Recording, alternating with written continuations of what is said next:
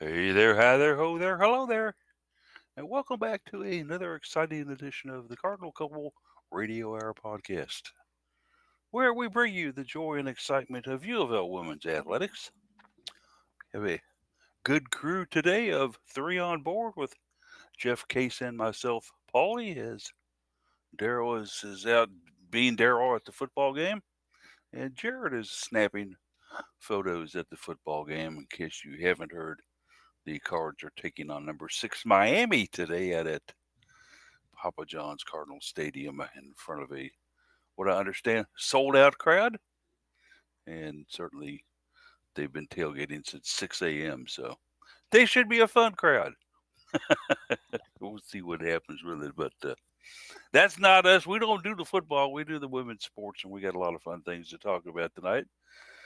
We like to do catch up kind of with the guys here and see what's been going on with them and how their week has been. Jeff, what's shaking with you this week? Oh, same old stuff, working on, I've got a new software project that I'm working on, a personal one that I'm having some fun with. Got it published, and I don't think anybody's actually using it yet because I'm not sure it's really useful for anything yet. But, it's fun to work on it and add features and capabilities to it. So, been doing that a lot. So it'll be something that'll be available for public usage, then, is what you're Yep. saying? Yep. It is already. It is published on. It's called GitLab is the name of the site. It's a place you can go get source code for whatever and use it and tell me what you think. I mean, I'm not really expecting you to do so, Polly, because it is. You don't think he's gonna? No, You don't think he's got a Git account? no, probably not. But for people that are developing software, particularly in this case for configuration management for network devices and stuff, which is kind of in my wheelhouse. That's kind of what I'm developing a library to try to make some things easier, hopefully. So yeah, What you're saying is little kids stay on the sidewalk. The big kids are going to play in the street right now. I I would, got you. Okay. figuratively, yes, I would encourage little kids to look at this code because maybe they go into a career in software engineering. They do. Yeah. So You never know what's going to happen with yeah, the inventive young minds. yeah. Paulie, to be clear, I'm not throwing any shade at you. I also don't have a Git account. Yeah. Coding is not. I've tried to pick it up a couple of times with some of the free learning things, and it is not. It's not for me. I also thought that for a very, very long time. I would dabble in it and do a little bit here and there. And it's only been in the past year or so that I've really kind of, jumped in with both feet and really started doing it a lot and have come to really enjoy it. So, My introductions to computering and the internet came years ago, back when I was down at the University of Louisville as a sophomore. I took a introduction to computers class. How neat that was. We had so much fun in there. Were you all trying to get to know each other? Hello, computer. This is Paulie. Paulie, this is computer. We don't know what it does yet. That was back in the days, Case, when you had to fill out IBM cards for anything. Punch cards. Yeah. Punch JCL, cards. job control language. I remember that. And I endeavored to do that and finally decided that I was going to need help with it and worked with this beautiful 24, 25-year-old graduate student who personally walked me through it all. And just wonder what happened to her or what she's doing these days. But Yeah. anyway, we learned a little bit. I will say I never worked with actual physical punch cards, but I did work with JCL, which was the language we used with them a lot, and it was a kind of a virtualized form of them that you fill out what would have been punched into a punch card. You fill it out on a form on screen and submit it. So And then, yeah. How easy it is today. Just turn on the computer and click, and there you are. It's a whole different world now. I got to play with my technological exciting times today. I got a new monitor last week, and a new ultra wide, new to me, and used it this week with my laptop, and it was going fine. and I went to turn it on and switch over to my personal computer. Today I have a series of cable switches, but Yep. it wanted to do all kinds of fun flickering, and so I Oh. got to chase cable options and switch back and forth, and Yeah. I think I finally got it to stop, but that was not an exciting start to the No. morning. That's always a pain to deal with all that. That other melodic voice that has jumped in there is Case Hoskins, who joins us today as well. Case also had the write up today of the Cardinal Couple article that we have on the website at cardinalcouple.com. Make sure and stop by and take a look at what Case have to say, if you would. It should be a lot of fun. I have not read it yet. It was still in process the last time I checked over there. But The flickering is partly to blame. we're going to blame it on the flickering. No. All right. Partly. Only partly. Only partly. But yeah, I get it. No comment on what the other things to blame are, but Sounds like there's a variety of issues involved here then. yeah. Okay, all right then. So yeah, it's always nice not to put the blame solely on one thing. Spread it around and let others suffer. So that's always good. Well, a lot of stuff to talk about today on the show as far as Louisville women's athletics go. As we do a little report on volleyball, of course, women's soccer, and field hockey.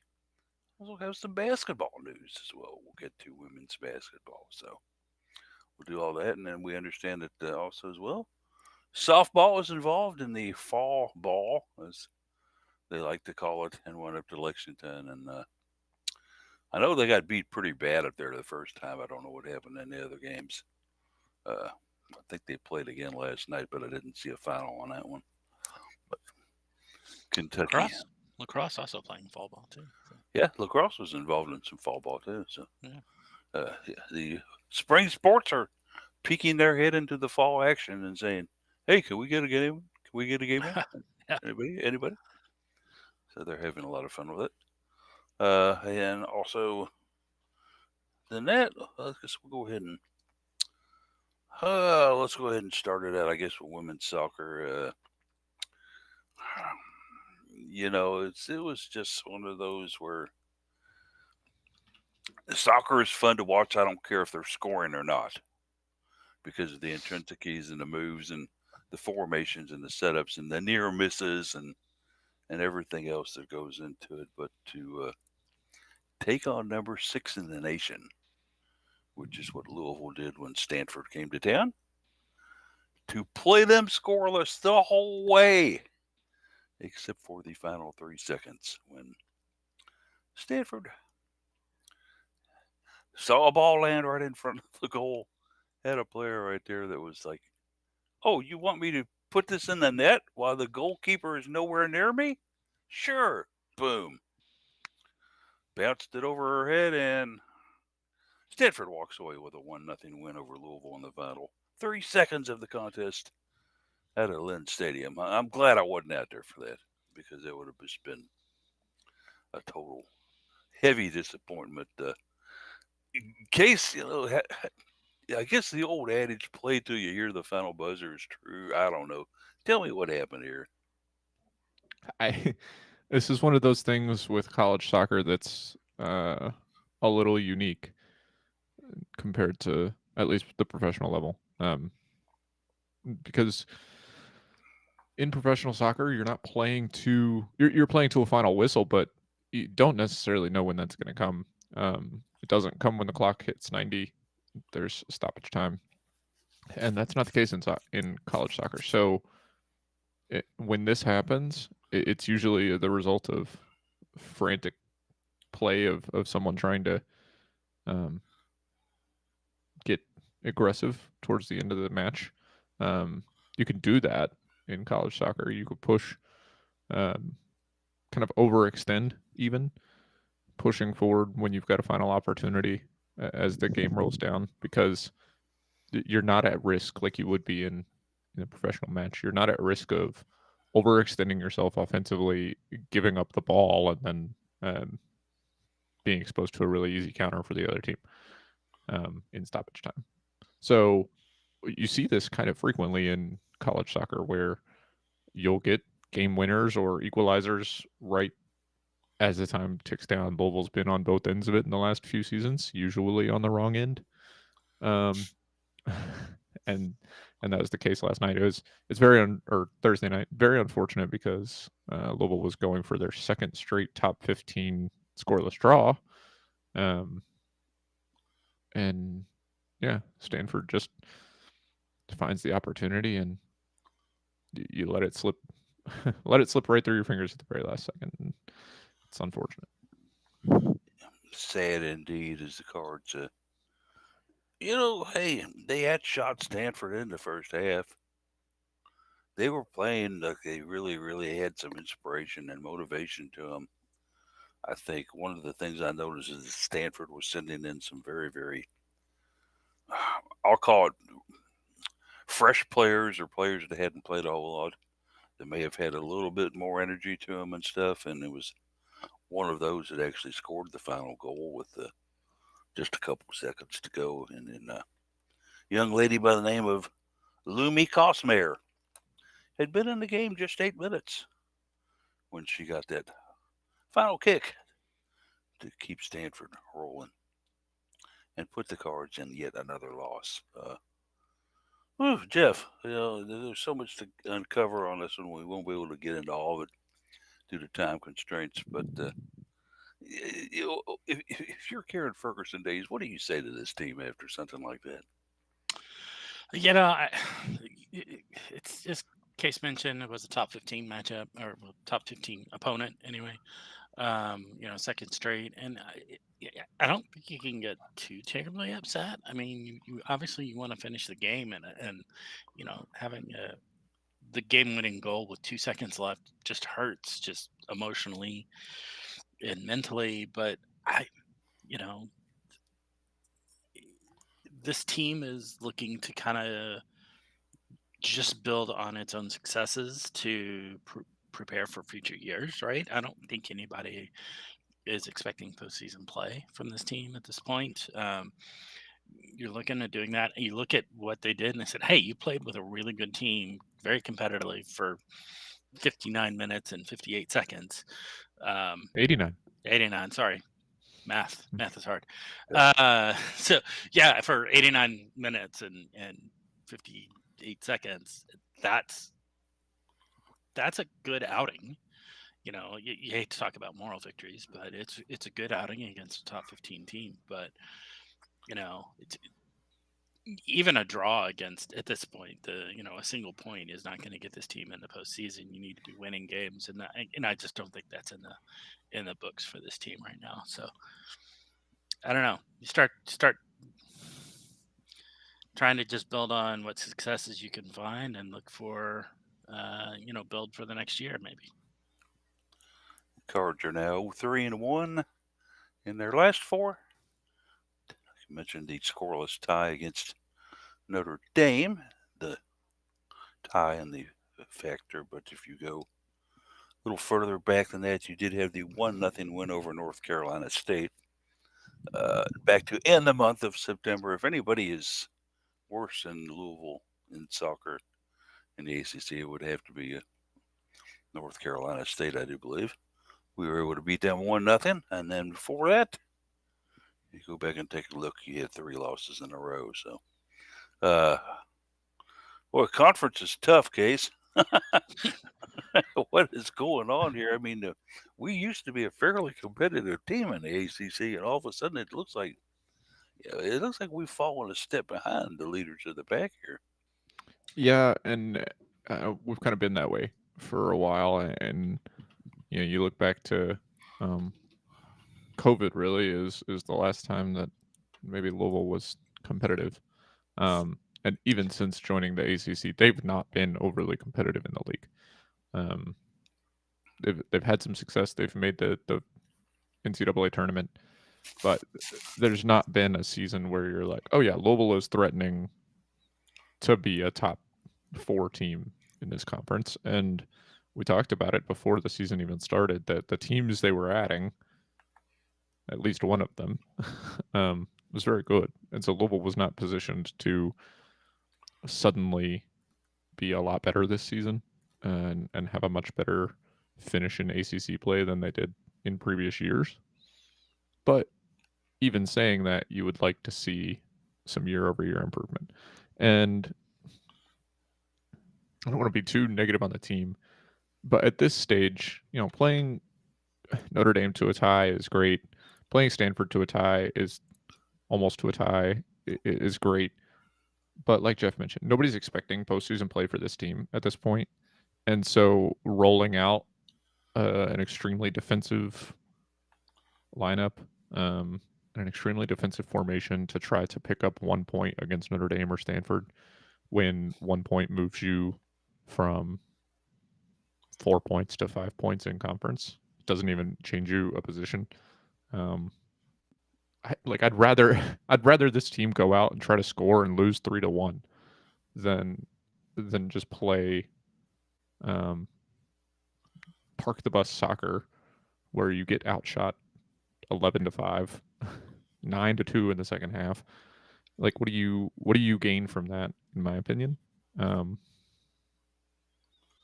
didn't even get a moral victory because you tried to park the bus for the entire game and then you still lost in the final 2 seconds. So I don't think that Karen Ferguson Days has anything to say to the team that they don't already say to themselves. Like, we should have drew and we didn't, and that's very frustrating. But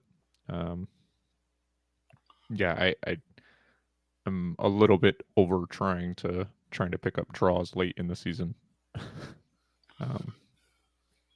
When this team has not been offensive.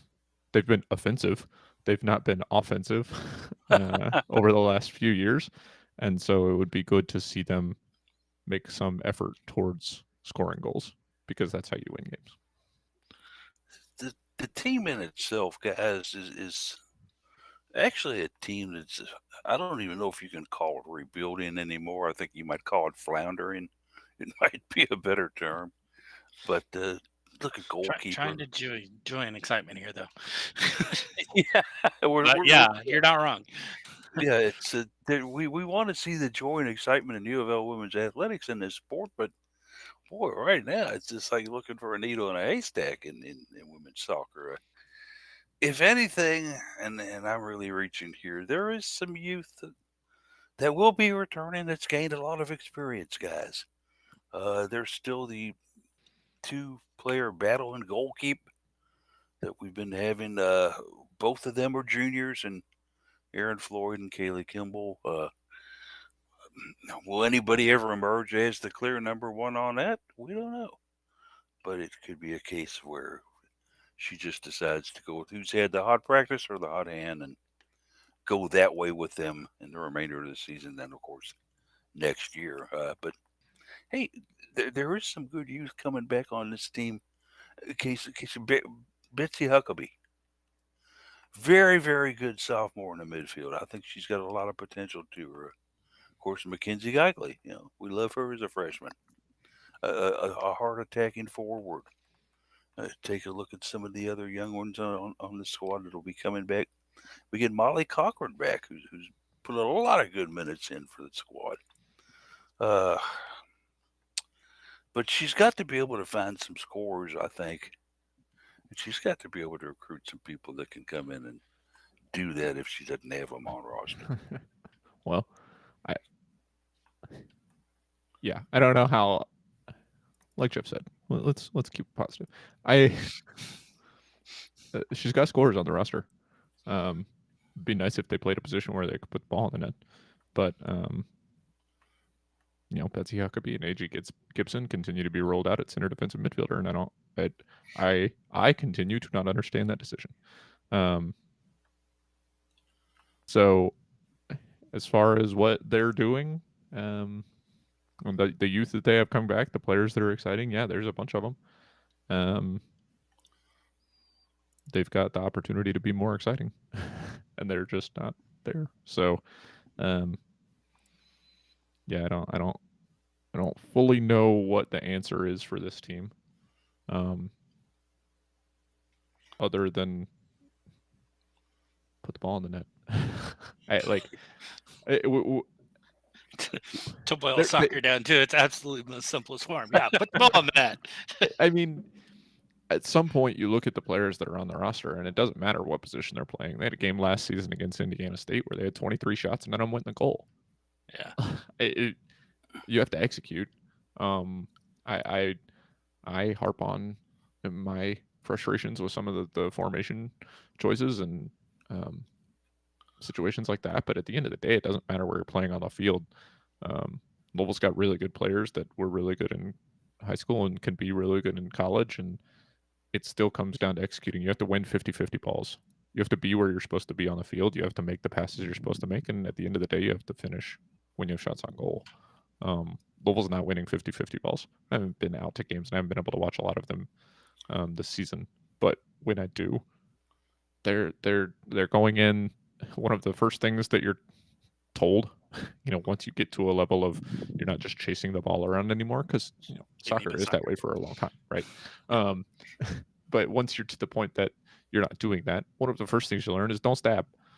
When you stab, you put yourself in a defensive position where, I'm going to try and win the ball. And if the other person makes any effort to prevent you from doing that, then you didn't win the ball. And now they're gone and you're not defending them anymore. So you can't stab. You have to win 50-50 balls. You have to bring balls down out of the air and not just like trap them immediately to the other team. And yeah, the number of times where we'll have players that are running free and should get a through ball and they don't get it for 2 extra steps and then it's too late and they're off sides or the ball gets cut off. It comes down to execution as well. And so it's not all on the formation. It's not all on the position they're playing. It's down to the players making it happen too. So they're there. There's promise and there's the potential. And sometimes you see it against lesser competition, like we did against Bellarmine. But yeah, I scratch my head at this Louisville women's soccer program that seems like it has the pieces. And even when they were very successful, they had some good players, but it wasn't. They weren't North Carolina or Florida State that gets 5 players taken in the first round of the draft, but they were still able to be successful without having 15 stars on the team. And so I don't know what has happened in the last 6 years or so, but if they could get that identity back and make some noise and bring us some of that excitement, I'd be happy about that. I think there may be some people listening and going, well, Paulie, this team is 500. They're 6-6-3. It's not like they've fallen completely into the water and can't get out. I think what you have to point out to them though is that's true. We do great in non-conference and we do great in Lynn Stadium.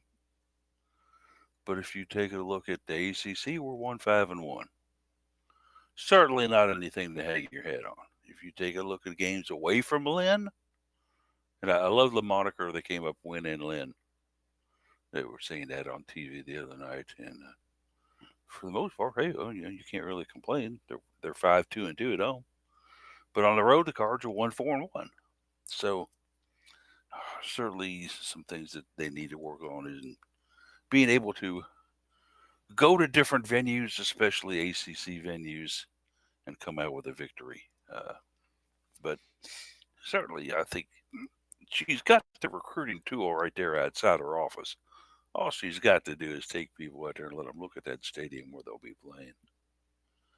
And it is a showcase. And any good high school player that wants to. The sad thing is, though, they're going to go, wow, I bet they really pack it for these games, don't they? Well, no, but it's a beautiful facility. Uh, she's just got to get the talent in, and she's got to get the talent that knows how to score. And we'll kind of leave it at that about women's soccer, unless you guys have another epitaph you would like to toss on top of this. Just to give everybody kind of an idea, they do have a couple games left in the season that for sure is they'll go to Cal, or no, Cal will come here. I'm sorry, on October 20th. Should be a fun match, right? And then that's a Sunday, by the way. If you're interested in going out to it, Those usually get underway, I think, around noon Yeah, that one's on a noon start. Sundays. Yeah. And then, of course, Boston College following Thursday, the 24th. Usually 7 p.m. games there against BC on Thursday nights. And then finishing the season down at Clemson on Halloween. So 3 games left in the regular season. I don't see much of a chance of Louisville doing anything past the regular season, except going out and hopefully getting some good recruits in. I don't see any postseason play anywhere on that, but, and that's kind of sad, really. But Well, 64 teams make the tournament. Win these 3 games, see what happens. that's going to be the key. Yeah, it's either can they win at Lynn, as the moniker indicates they like to do, and can they go ahead and get a crucial one to end the season on the road? Down at Clemson, very tough place to play. So we'll see what happens with it. We'll move it on over a little bit to field hockey. As the Cards played their final home game of the year against Duke. Pam Buston, who, by the way, did not make the trip with the Duke squad. Uh, a bit of sadness there. Her father passed away. Our condolences to Pam. What a great guy. I got to meet him when Pam was the head coach here at Louisville. He was so proud of his daughter and such a great guy to talk to. And I kind of hate to hear that he's gone now, but such is life, or lack of life anymore. So Pam did not make the trip in to be with the family. It didn't matter. They didn't need her, as they ended up taking the Cards down.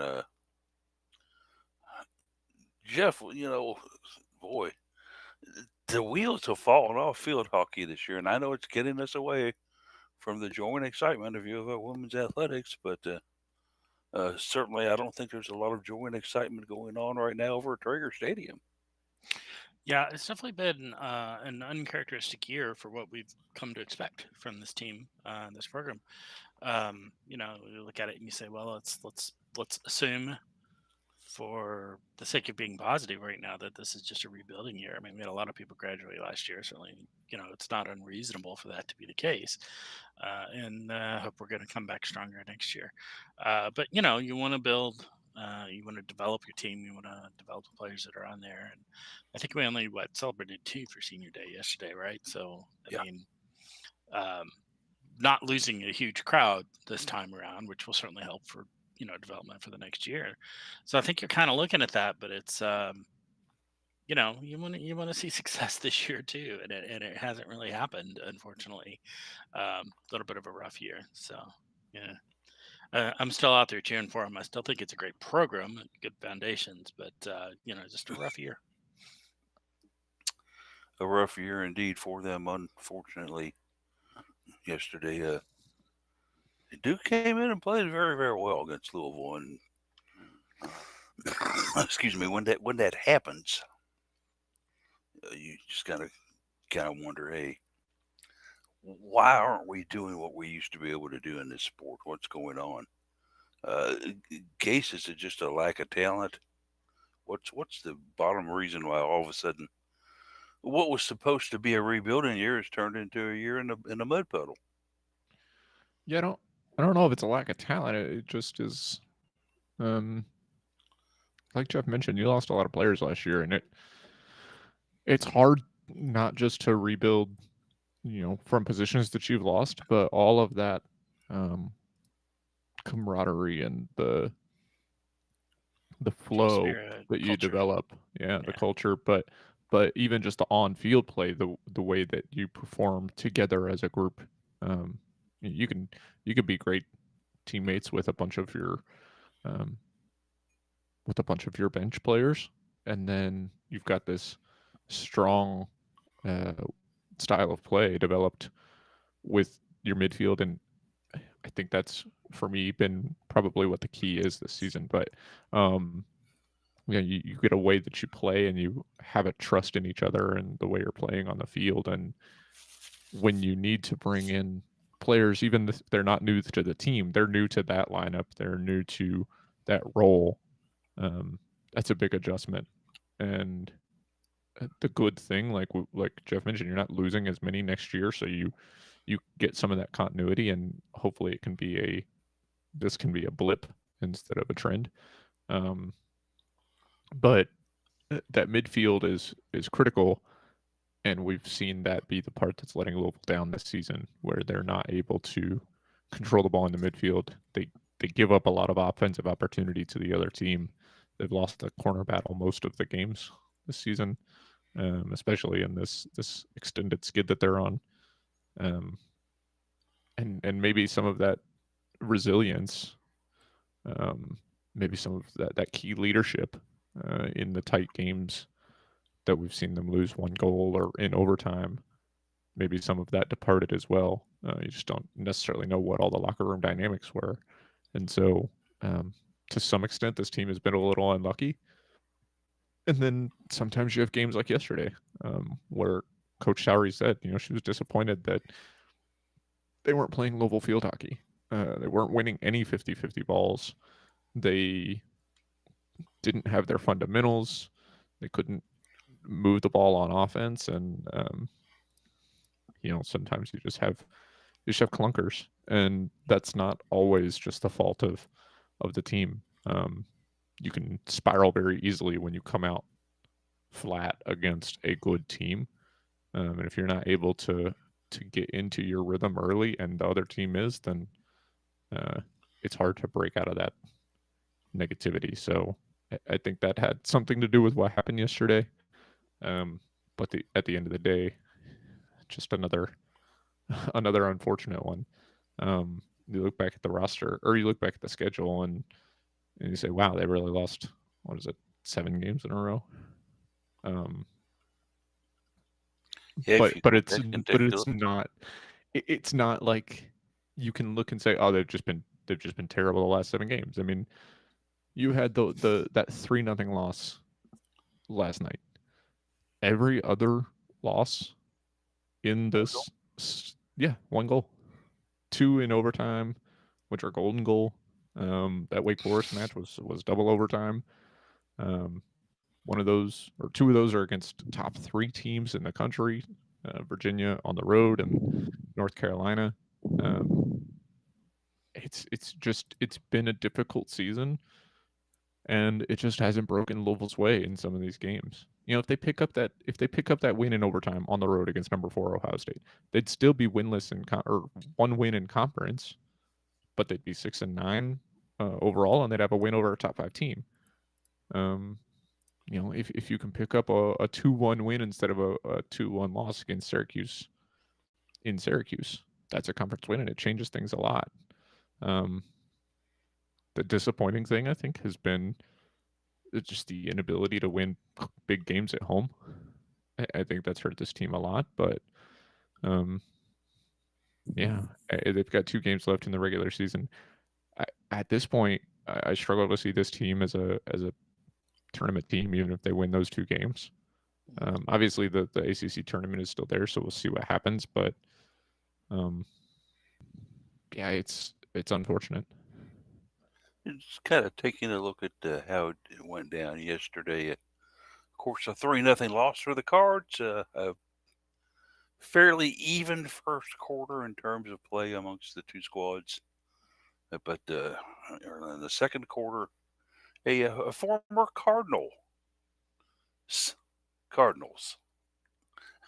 A former Cardinal. Yeah, I won't get this former Cardinal mixed with Stanford because it was a former Cardinal at Louisville. Charlie Van Oorschot ended up with the first goal for the Blue Devils as Charlie, of course, started her career at Louisville and was the controversy of a bit of an argument match between Pam Buston and Justine Sari that I don't think has completely healed yet.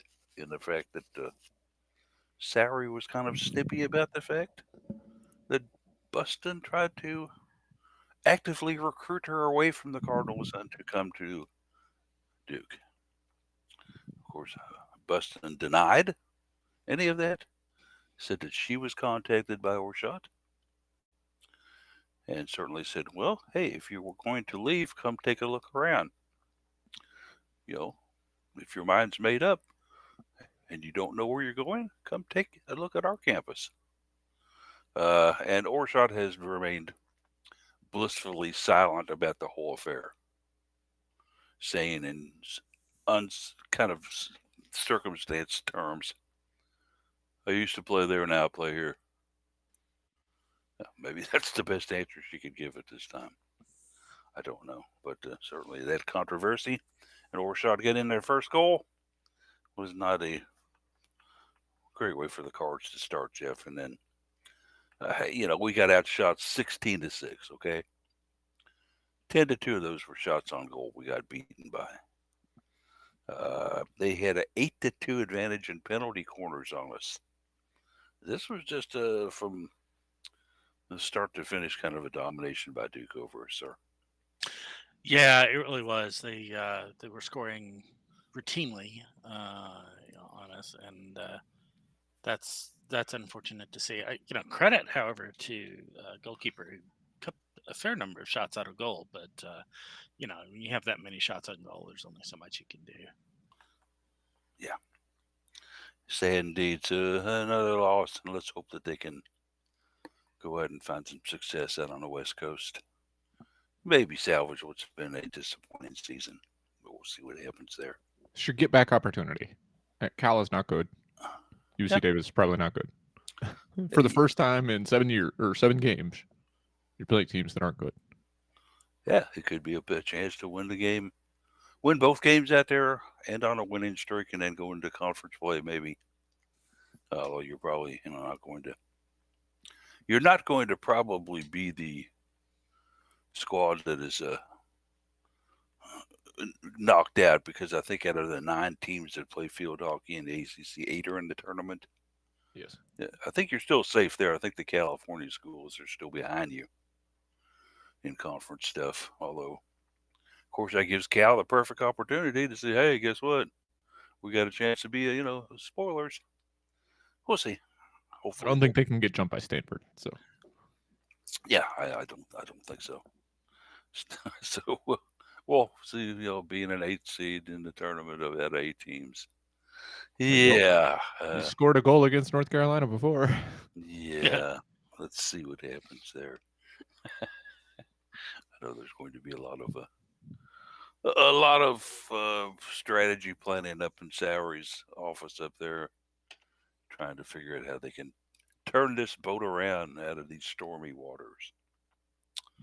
But looking before we get into volleyball, let's take a real quick look here at basketball. As we have heard some very, very great news about a Cards freshman, Imani Berry, on a women's basketball squad, was named to the ACC newcomer watch list.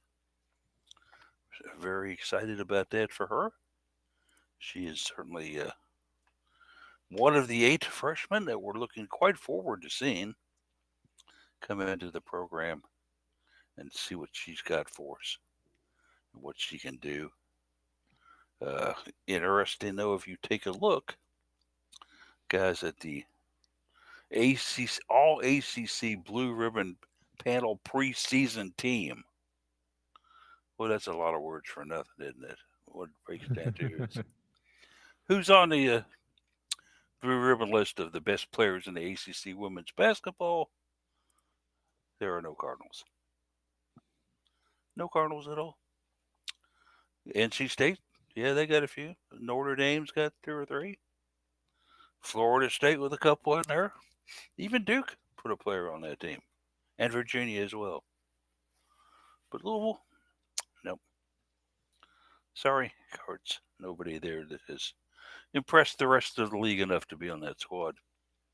When they did the predicted order of finish preseason, this Blue Ribbon panel, they had the Cards in 4th place. 79 voters they have for this thing, guys. which makes you wonder. Case, did you get a vote? Jeff, did you Oh, No, get a ballot? I mean, not invited. I didn't get one either, but I think they sent one to Sonya and she put it with the junk mail and shredded it. But she's blue ribbon. Oh, he didn't drink that beer anymore. Eh, Cards were fourth in this predicted order of finish by these 79 voters behind Notre Dame, which I can fully understand why they are number one. They are coming back with a boatload of talent, guys. Man, going to be a tough team to beat. North Carolina State, our old buddy Wes Moore down there, got some talent coming back in. Duke was picked to finish third by the voters in the conference, and then the Cards fourth, barely edging out Florida State for fourth. So, thoughts on that order, Case? Is it Jeff? Does that sound right to you guys? It sounds reasonable. yeah, I think it's reasonable. I'm okay with being a little overlooked at the beginning of the season, particularly in basketball. Seems to do well for Jeff Walls and his squad. So I'm not gonna fight that very much. Yeah, I would also say, given the performance last year, um, and the expectations that were maybe unfairly put on a team that was to some extent cobbled together. Yeah, I don't hate it. I don't hate being maybe a little underestimated. Um, it will relieve some pressure off of a team that fields 8 freshmen. Some key leaders that, like I said, I think felt a lot of pressure last season. Olivia Cochran, Nyla Harris, specifically. Jada Curry had a lot of pressure on her last season, and giving them the opportunity to say, "Well, hey, we're better than you think we are," and not playing up to, "Gosh, are we as good as everyone thought we were going to be?" The whole season. I think that could be very good for this team early on, and if you can get that momentum and build that confidence early, um, it puts you in a good position against those teams that are going to be difficult to play, like Notre Dame. So we'll see how it turns out.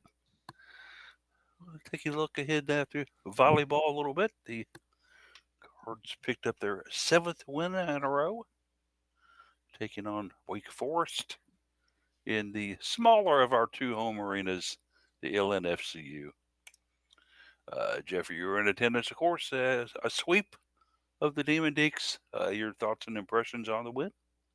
Yeah, it was a good win. It was an expected win. Wake is a good team, but they're not great. And I think everybody coming in was going, "Hey, let's get the sweeping, get this done." And kind of a not a powerhouse weekend. We got NC State on Sunday coming in. Also, a good team, but not spectacular. So, um, coming off of the win, that Florida sweep win, which is a couple of really good teams down there with Miami and Florida, Florida State. Maybe a little bit of a letdown, but the team came out. They played well. They played their game. They blocked well. Which is obviously a big thing for this team, as we've really come to understand.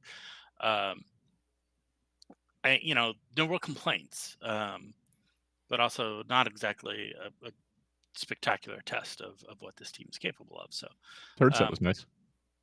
yeah, third set was pretty easy. The first two were a little close. Like came out and they were uh, playing pretty well. That team's just not going to be able to keep that up, I don't think.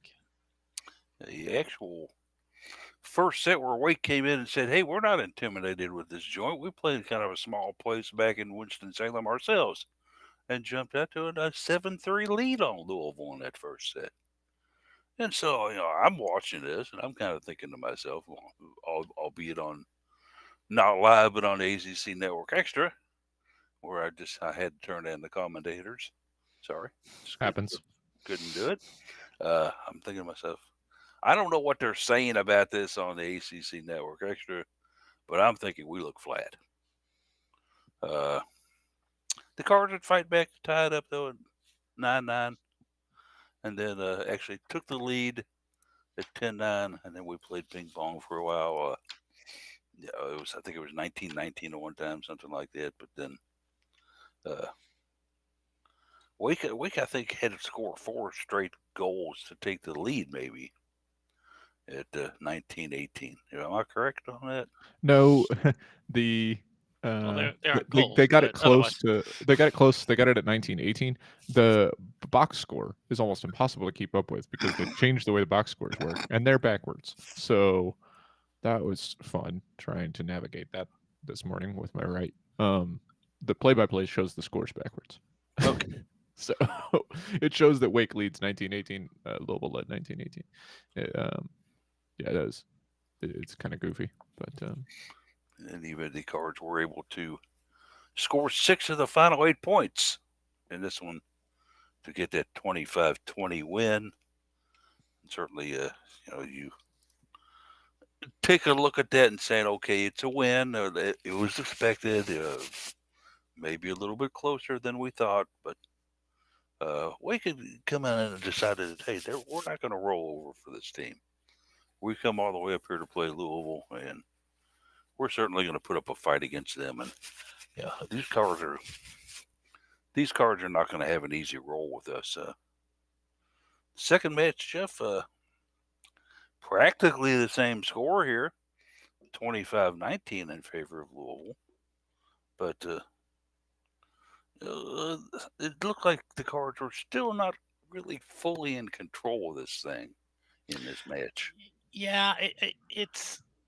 I think when you're there and you're experiencing the vibe, it kind of felt like, yeah, okay, we're gonna win this, but it's a little, the score's closer than I'd like, and we're certainly seeing some things that would like to see cleaned up a little bit. But I don't think there was truly much doubt that U of L was gonna come away with that win.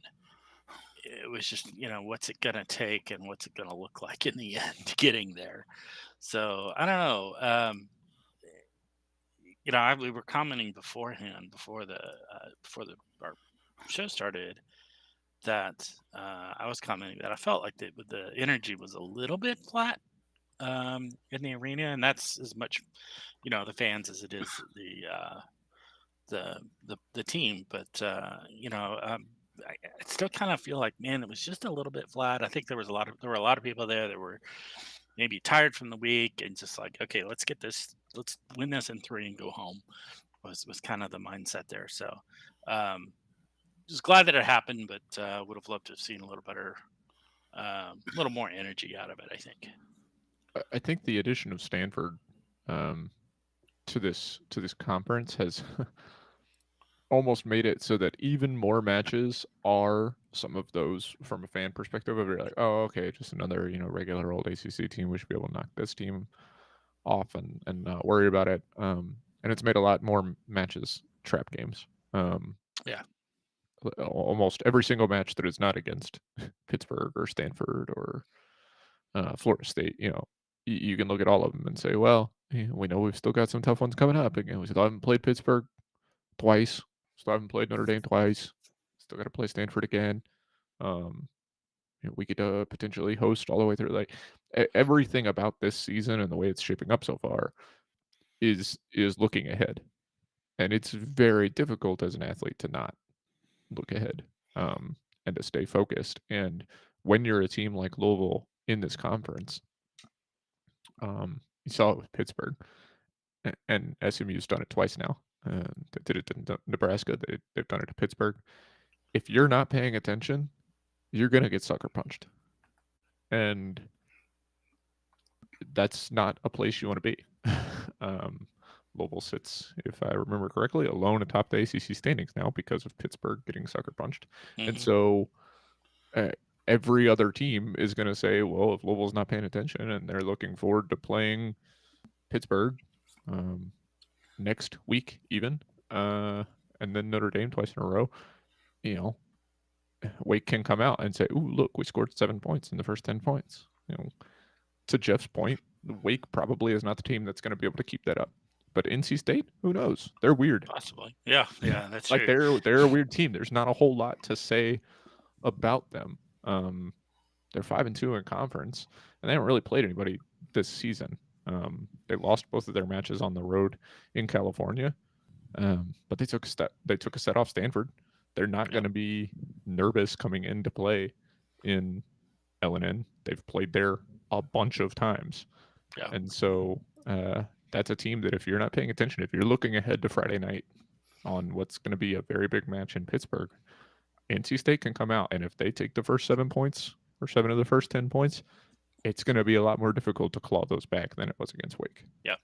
There's also a storyline with North Carolina State. Let's throw this out there real quick. Naelis Cabello has an older sister that is the setter for NC State. Naomi is her name. And so that'll be sister versus sister at setter position, although only halfway on our side since we play the 6-2 or the 6-3 as I call it. So bit of a storyline there that'll be interesting. So keep an eye out on that. This one, of course, will be at the smaller of the two arenas, the LNFCU, as I like to call it, Federal Credit Union building on campus. And then the Cards will be going to take themselves a bit of a journey as they will travel, first of all, next Friday to Pittsburgh. That match we've been discussing a little bit against the team that a lot of people are pointing to as saying, hey, they're the best team in the ACC, even though they've lost a game and we haven't. Maybe the country. Yeah. Realistically. True. I mean, yeah, possible. I mean, Nebraska's very good. Yeah, you take a look at the way Nebraska handled us, and the way that Penn State handled us. I don't know. I think you put those three all together and say they're pretty much neck and neck. Yeah, it's a top. It's a top 5 that is difficult to kind of rank. Yeah. And of course, then the trip to SMU next Sunday. And then the quirk in the schedule where we play Notre Dame back to back. I think it would make much more sense if Louisville and SMU were travel partners, and Pittsburgh and Notre Dame were travel partners. Yeah, and I gotta kind of wonder how they come about the actual dynamics of assigning you a travel partner. I guess that's done out of the ACC corporate offices or whatever. But yeah, seriously? And I actually agree with you, but I don't want it to be that way because I like having them closer run at Notre Dame. Sure, yeah, absolutely. And I like playing Notre Dame twice because I hate Notre Dame. So yeah, sure. And it does make more sense. I guess if you're not going to be able to, you wouldn't want to bus from Pitt to Notre Dame, and so busing from Louisville to Notre Dame is not that bad. And so it does make sense to have those two because they're moderately close. To stick them together and just say, yeah, if you're going to Pittsburgh and SMU, you're flying. Yeah, between the two of them. And once you're getting on a plane, you're on a plane. Go anywhere you want. Doesn't matter. Yeah. Dallas is just like one of the only places you can fly direct out of Louisville, so yeah, that's why I was like, I might as well put them with SMU, but still a dozen, either 12 or 13. I counted it twice, and I got 2 different numbers. 12 or 13 games left in the season, without me counting it again. So plenty of time for the Cards to continue to impress the league and the nation with their abilities. Unfortunately, plenty of time for Pitt and the other contenders to make a run at Louisville. 13 matches left, and you only have to play top 13, 5 teams 3 times and your bitter rival 2 times out of those 13. So, yeah. And, of course, the Cards end the season right at the end of November when they will travel to Stanford for their final match. So, fun things aligned there and ready for Louisville as well. I don't know, Jeff, when you take a look at maybe a so far most outstanding player or most valuable player on this Louisville squad for the season, I think there's probably 2 that you have to kind of say, how do I decide between these 2 and Charity Looper and Anna DeBeer? Am I right? Am I thinking here? I'm gonna put out a totally different name. I'm gonna say Atlanta Scott. But Okay, liberos don't. defend your choice, sir. Yeah, well, first of all, liberos don't win those type of awards hardly ever, so she won't win that. But I think she's deserving of it. I think this team is because we depend upon our middle hitting and blocking leading into defense, leading into a good set and into middle hitting.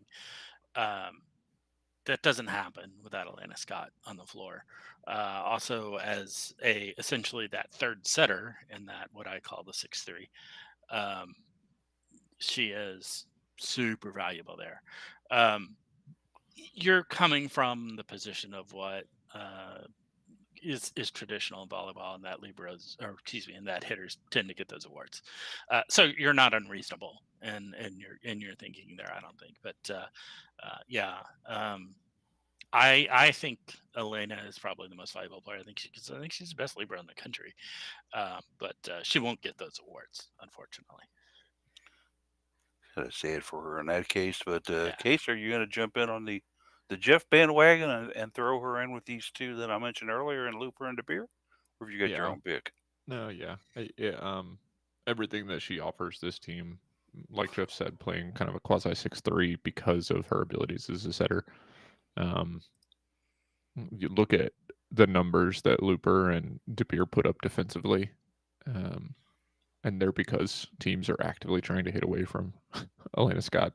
Like, well, if we hit to her, that's bad, right? Because then, regardless of how great a hit is, if you hit it to Elena Scott, usually it's still going to end up in system. Yeah. For Yeah. some fantastic wicked spike, and somehow she gets under it, and it's perfect straight to the setter. Like flying completely across the court, completely laid out, one hand outstretched, and it's a dime to Ellie Glock in the right, exactly. right front. Yeah. And so I don't know how she does it. so they're like, oh well, we'll just hit it to the setter, but then the setter manages to pull a good dig straight to Elena Scott. And I was like, oh, well, Is quite a competent setter in and over her own right. Yeah, it's exactly. Even her bump sets, when she gets pulled up in front of the line, she can't overhead. Yeah. She still puts up fantastic sets from a bump, which is like, well, great. Like, if you're the other team, you're like, what are we doing? Like, what? Yeah. So you try to hit it to the hitters. You try to take global out of system by getting the hitters so far away from the net defensively that they can't recover. But then, Anna De Beer and Charity Looper do a pretty good job of playing their position well defensively, and but it still comes back to, like Jeff said, and I think it comes back to Elena Scott's value on the floor is that she's on the floor. She can do a ton of stuff when she gets the ball, but the fact that she's on the floor and how it makes the other team play, I think that's how you assign that much value. Players or teams can try to go away from a big blocker, and a blocker can't get everywhere all the time. You can only do so much if you're the opposing team about a hitter. The hitters are gonna get their opportunities. You can try to like double up on a block, but Louisville has two. They've got great hitters on in all three phases on the front, so it's hard to try to focus your block. So yeah, and you get a lot of people that are knowledgeable of volleyball, understand the stats, and like to look at the stats. The baseball fans of volleyball, if you will, and they look at it and they compare. The big comparison and out in the country today is Elena Scott versus Lexi Rodriguez, and they compare the numbers. And most people that are just looking at the stats, look at the numbers and say, "Well, Lexi Rodriguez is better." Right? Because she has more digs. Yeah, because she gets more digs. I mean, there aren't that many stats for liberos, right? Right. But they're ignoring that Louisville's the second or third best blocking team in the country. So Elena's not going to get as many digs because not as many get through the block to begin with. But they're also completely ignoring her secondary role as that secondary header setter on the floor. That is just so incredibly valuable that it just doesn't even get thought of for liberos, but is a real thing here that has been a big benefit for us. So, yeah. Not only Louisville's great blocking that keeps the ball from getting to Elena Scott. But like I said, teams actively try to Oh, not hit it to her. yeah, absolutely. They try Well, very hard. teams are trying to avoid Lexi Rodriguez too, to be fair. But Yeah. yeah, As the Cards will take on North Carolina State tomorrow, 1 p.m. The Wolfpack come into the LNFCU 10-5 on the season, 5-2 in the conference. So maybe not the team that's most directly threatening Louisville for the conference lead, but certainly one I don't think that you can take for granted, Jeff. no, like Case said, they're kind of a weird team. They show up and do great things, and then other times they're just like not there at all. So you can't ever take them for granted. You can't ignore them because you may be the team that they're going to be shooting for next as a giant killer. So yeah, that's true anywhere in conference. I mean, what was that I said last week? The four teams that had been undefeated at the top: Louisville, Pitt, North Carolina, Stanford. 3 had a set taken off of them, right? Just one in conference. And that team that had taken all 3 of those sets was Boston College, right? And Boston College is like basically nothing in the conference, right? They've gotten a little better than they have been in past years, but they're pretty meh. But yeah, that was the team that had reached up and taken a set off all 3 of They're not just pretty mad. Yeah. They're 1-6 in conference. Yeah, but yet they were the team that reached up and took a set off of 3 of the 4 undefeated in conferences at that point. So, yeah, it's weird things happen. You can't ever take it for granted. You can't ever ignore a team and look past them. Any team. NC State's 2 losses have occurred out on the West Coast, where they lost to Cal and Stanford in conference. And so we'll see if they can get one nailed onto them in our good old Midwest by the Cardinals tomorrow. We hope they can. But hey, guys, we've already hit noon. I know it's hard to believe the show just kind of zipped through today.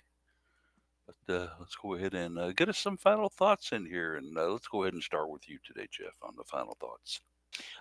Glad that so much of Nail's family has been able to come in town. They got a big crew in town to see her play. She got a couple times where she ended up in the front row, which is uncommon given the 6-2 or 6 series, I call it, offense that we run. Setters typically in the back row, but they do have occasionally where they'll let Sophie Maldonado Diaz serve, and that puts Nails on the front row. And she took advantage of it. She got up there, she was blocking, she got a setter dump in there. It was a lot of fun to see her take that on. So that was a lot of fun, and glad that extended family could be here and see both of the Cabello daughters play. Very good, sir. Case, final thoughts from you? Yeah, we talk about the joy and excitement of Louisville women's athletics, and that's what the mission statement is here at Cardinal Couple. And sometimes we get a little negative about sports that we cover and teams that aren't performing the way that we want them to. And I think for me, that is coming from a place of joy and excitement in these teams and being passionate about the programs and just wanting more for them and supporting the athletes and the programs. And so just on a show that was a little bit on the negative side, just want to say, we always support all these programs and these coaches and these players, and we want the best for them and all of Louisville Cardinals athletics. Absolutely true, 100%. We are a site that reports on the joy and excitement of UofL women's athletics. Never doubt, dear listener, our love and loyalty to this program. But like any other fair and unbiased organization out there, we're going to occasionally talk about bad stuff. Okay, it happens. Sorry about that. But and the bottom line, when you nail down to it, we are Go Cards 100% all the way. Final thoughts out of me just quickly. Certainly kind of getting off women's sports for just a second, but a big one today down on campus. Louisville football takes on number 6 Miami. They've packed 50,000 plus into the football stadium down there on campus. And let's hope that the Cards can get some nice national attention for themselves. And I'm sure the other programs in Louisville will be mentioned during this broadcast as well. Let's go, Cards. Call it the Schnellenberger Bowl, if you will. Yeah, that's right. Head coach Teddy is Coach here. Phillips. What's that? Teddy is here. Yeah, Teddy Bridgewater's here. Yeah, that's cool. Yeah, Good dude. certainly one of the finest quarterbacks to ever step on a Louisville field next to Lamar Jackson, maybe. We love Teddy. And so good luck to the Cards today and everything they take on today, of course, and the rest of the weekend. And a special thanks to all of you all for listening to us today. And go Cards. Have a great day.